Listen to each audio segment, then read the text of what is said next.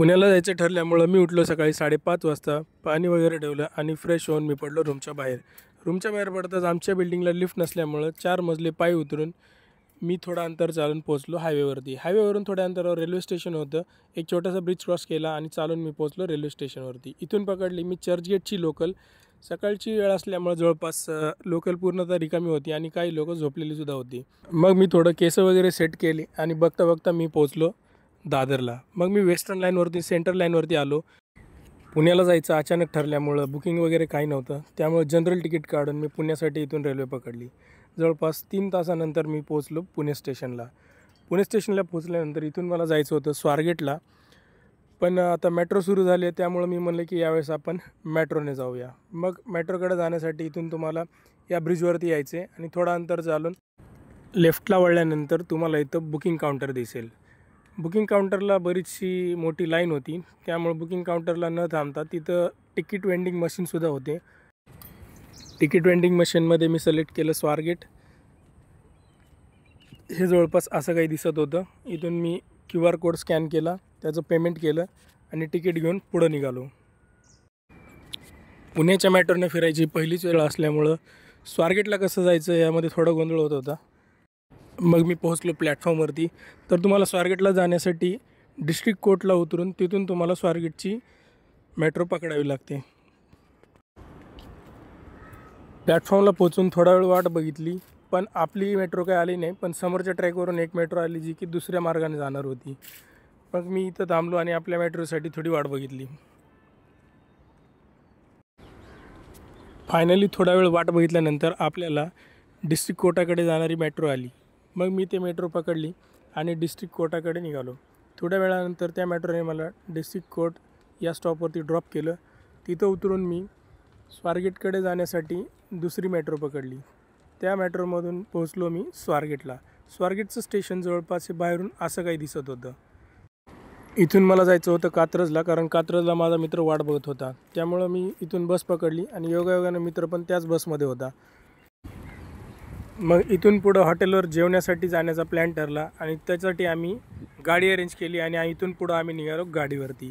मग थोड्या अंतर गाडी मी चालवली. परत विनोद म्हणला की बाबा इथून पुढं गाडी मी चालवतो. मग थोडा अंतर गाडी त्याने चालवली. मग असं करत करत आम्ही ट्रॅव्हलिंगचा आनंद घेत एन्जॉय करत असंच पुढं निघालो. तर थोडं अंतर क्रॉस केल्यानंतर जवळपास अर्ध्या तासानंतर आम्हाला आळंदी लागलं.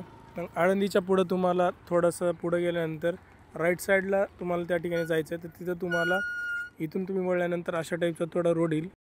तर या रोडवरून तुम्हाला असंच जवळपास एक 5 ते 10 मिनिट अंतरावर चालायचं. मग तुम्ही पोहोचाल मरकळमध्ये. थोडं अंतर गाडी चालवून आम्ही पोहोचलो मरकळमध्ये. तर तिथे आम्हाला धम्मानंद विपश्यना केंद्र दिसलं. मग आम्ही थोडं उतरून त्याची चौकशी केली. परिसर तसा एकदम शांत होता. मग आम्ही फिरून थोडी चौकशी करून परत पुढच्या प्रवासासाठी निघालो. नंतर आम्ही असाच प्रवास एन्जॉय करत थोडं पुढं गेलो. आणखी जवळपास 5 ते 10 मिनटाच्या अंतरावर गाडी चालवून आम्ही पोहोचलो फायनली हॉटेलच्या जवळ. हॉटेलमध्ये पोहोचल्यानंतर आम्ही हॉटेल मालकाशी थोड्या गप्पा मारल्या. त्यांना विचारलं की त्यांच्या हॉटेलची स्पेशल डिश काय आहे. मग त्यांनी आम्हाला त्यांच्या हॉटेलची स्पेशल डिश सजेस्ट केली. मग आम्ही थोडंफार हॉटेल फिरलो. त्यांना विचारले की दिवसातून किती क्वांटिटी मच्छी तुम्ही विकता.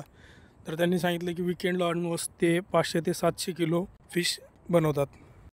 सुरुवातीला आम्ही फ्राय फिश ऑर्डर केली. फ्राय फिश आवडल्यामुळं जवळपास आम्ही 6 प्लेट दोघांमध्ये मागवले. त्यानंतर ही मेन डिश होती, ज्याच्यामध्ये ती स्पेशल थाली होती त्यांची. त्याच्यामध्ये 3 प्रकारचे मासे, बाजरीच्या भाकरी आणि 2 प्रकारचा रस्सा होता. तर मित्रांनो, ह्याला आता जेवण. आम्ही आलो होतो कोणतं लोकेशन? मरकळ. तर आम्ही आलो होतो मरकळला, खास पुण्याहून जवळपास 30 किलोमीटर लांब, ते फक्त आणि फक्त मासे खाण्यासाठी. तर ह्या बाजूला तुम्ही म्हणजे आता इथं जर आलो या रोडला तर भरपूर हॉटेल आहेत जी की म्हणजे नाही का माशासाठी स्पेशल हॉटेल आहेत. तर तुम्ही कुठल्या बी हॉटेलमध्ये गेलो तर तुम्हाला एकापेक्षा एक व्हरायटी इथं भेटून जातात. तर मासे खायचं असेल तर तुम्ही मरकळला या. आणि इथं भिगवणची स्पेशल मच्छी तुम्हाला इथं भेटते. तर खायचं असेल तर नक्की ट्राय करायला मरकळला या. चला तर मग भेटूया आणखी एका नेक्स्ट ब्लॉकमध्ये. तोपर्यंत टाटा, बाय बाय. जेवण आवडल्यामुळं भरपूर जेवण केलं होतं, त्यामुळे पोटात जागा शिल्लक नव्हती आणि फुल झाल्यामुळं थोडं इकडं तिकडं चालून पोटामध्ये थोडी जागा केली आणि परत आम्ही निघालो पुण्याच्या दिशेनं.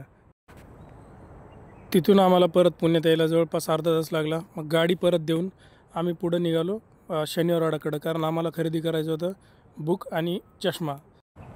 नंतर आम्ही पोहोचलो ABC चौकामध्ये. तिथून आम्ही काही बुक्स वगैरे खरेदी केले. नंतर चष्म्याचे दुकान शोधत शोधत आम्ही बाजारपेठेत फिरलो आणि तिथून आम्ही ब्लू ब्लॉक चष्मा खरेदी केला. विनोदनी त्या दुकानातून आधी काही चष्मे वगैरे खरेदी केले होते, पण आम्ही थोडं गोंधळलेलो, त्यामुळे दुकान आम्हाला लवकर सापडत नव्हतं. फिरत फिरत अखेर शेवट आम्हाला ते दुकान सापडलं. नंतर त्या ठिकाणी गेलो आम्ही, फ्रेम वगैरे चॉईस केली आणि लेन्स टाईप वगैरे सिलेक्ट केला आणि चष्मे परचेस करून आम्ही निघालो पुढं. शनिवारवाड्याकडे जाताना पुढं काही छोटी मोठी शॉप्स होती. आम्हाला हव्या असलेल्या काही वस्तू आम्ही त्या शॉप्समधून घेतल्या आणि तसंच आम्ही निघालो पुढं. आम्ही चहा पिण्यासाठी एका ठिकाणी थांबलेले असतात. त्या ठिकाणी आम्हाला एक फॉरेनर दिसला. तर विनोदने त्याला विचारलं की नक्की तुझं प्रोफेशन काय, तो आतापर्यंत किती देश फिरला आहे वगैरे, हे असं बरीच काही माहिती त्याने विचारली.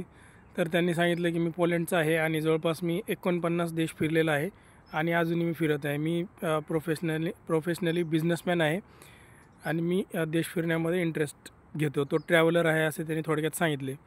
मग तिथून थोडं त्याच्याशी गप्पा मारून आम्ही चहा पिण्यासाठी त्याला घेऊन पुढं निघालो. तिथून थोडं पुढं गेलं असता आम्हाला येवले अमृततुल्य दिसलं. मग तिथं आम्ही चहा घेतला तिघांनी आणि पैसे आम्हीच पे केले. तो म्हणत होता मी पे करतो, पण तो गेस्ट असल्यामुळं आपण पैसे वगैरे पे केले. त्याला विचारली चहाची क्वालिटी, त्याला चहा एकदम आवडला येवलेचा.